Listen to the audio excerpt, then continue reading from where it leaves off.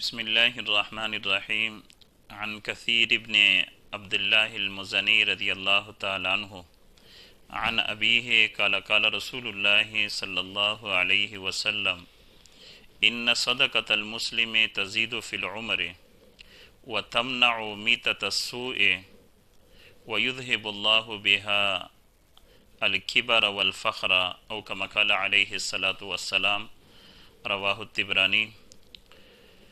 طبرانی روایت تا حضرت کثیر ابن عبداللہ رضی اللہ تعالی عنہ دا دی مزانی قبیلے سر تعلق تا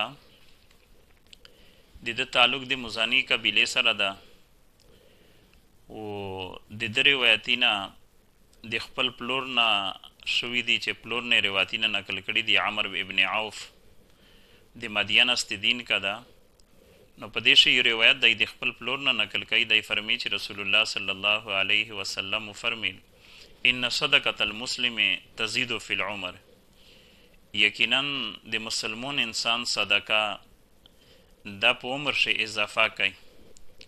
وتمنع میتة السوء، و د بد مرګ نه انسان بچ کوي.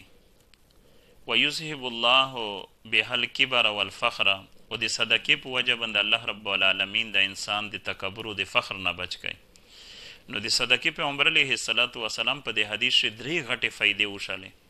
یو خدا چې صدقې په وجه باندې په عمر شي اضافه کیږي، او پیغمبر علیه السلام په بل حدیث کې فرمی چې خیر الناس من طال عمره وحسن عمله، بهترین انسان هغه ده چې د چا عمر ویږد وي او عمل یې کښلی وي.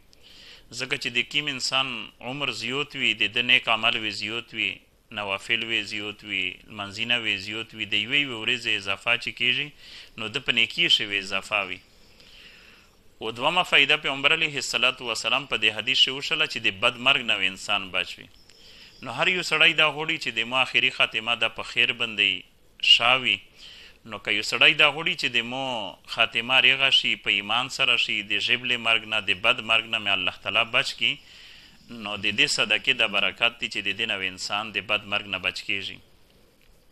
او دریمه فایده پیغمبر علیه السلام فرمی د صدقې چې د په وجه باندې انسان د تکبر او د فخر نه بچ کیږي. او تکبر سمره لوی گناه ده، کبیره گناه ده.